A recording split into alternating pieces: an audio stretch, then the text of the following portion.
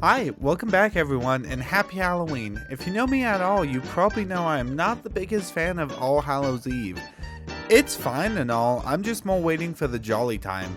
But since it is Halloween, I thought it was a perfect time to talk about a game no one knows, and that's Voodoo Vince, specifically the remastered version. Now, you may be asking, what's Voodoo Vince? And, well, it's a 3D platformer that I very much remember from the original Xbox. And one of the reasons I remember this game so fondly is it feels like no one else does. Every time I have mentioned this game, everyone just shrugs and moves on, so imagine my surprise when I found the remastered on Steam. As soon as I could, I picked it up, and when I started playing, I realized something. This game kind of sucked. The movement was weird, and it seemed to never work. But still, I always want to make a video about it to this day, and I can never forget about it. So I re-downloaded the game and started playing once again, and to my surprise, it's so much better than I remember from the second time. And now that that's confusing messes out of the way, let's get into the game.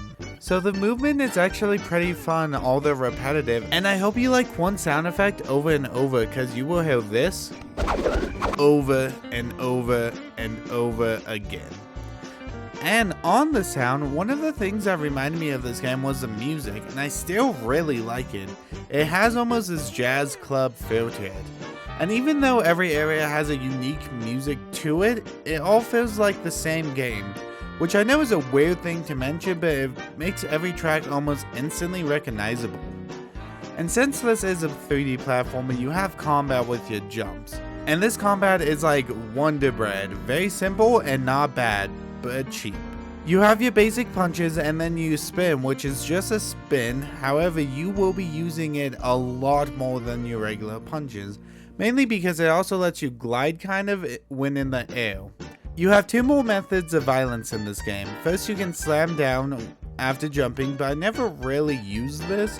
And your final is your voodoo power.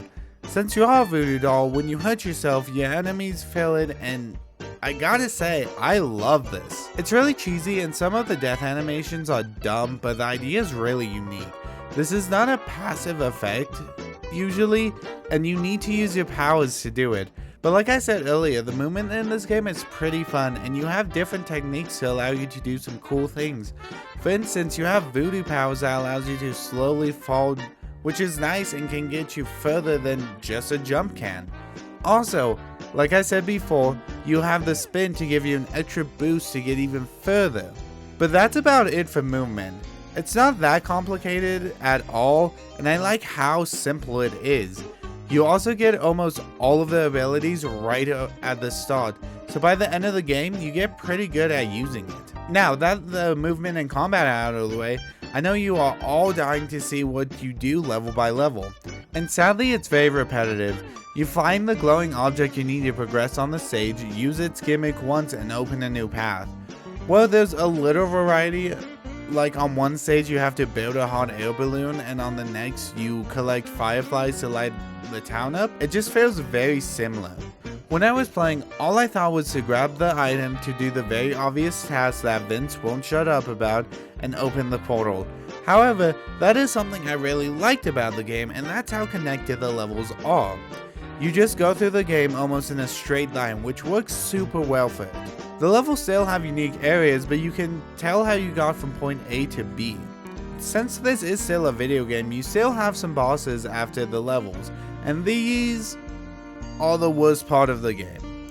The main mechanic is hurting yourself in a big way, like jumping into spikes from a high place or letting rocks hit you to damage the boss. And after 3 times, they go down. That doesn't sound too bad, but it's more dumb stuff that you have to do in the arena. For instance, you fight this cat dog monstrosity in the sewers, and just to have to get to the top platform to jump into spikes. But nothing changes in the boss fight, you still have to do it 3 times without any variety. This does change like the statue, the more and more you damage her, the ground falls, but this one, while not hard, just felt super annoying, and while I could go into the other bosses, it's the same thing. Find a way to damage yourself, move on, and do that 3 times. The last thing I want to talk about is the characters. Vince is our wisecracking main character, and well, it's pretty entertaining. It gets old sometimes. Like when I'm trying to do the collectibles, and he just keeps talking about the main objective. Like, I know, just hop off my dick, okay? And the main villain is Theo. I never disliked him or anything, but I can't even remember his name. So why do I remember this game, and is it worth playing? Well, yes, I think it gets a little repetitive sometimes, and sometimes it feels like the game is broken, but because it's so simple, you almost look over all of that, and I had a blast on my latest playthrough. I think the reason I remember the game so much is because while the characters might not be the most charismatic, the game itself is. Through its unique ideas and atmosphere, I now know why this game has been stuck in my head for so long. So thanks for watching this video. I hope you all have a great Halloween, and I will see you in the next video. Bye!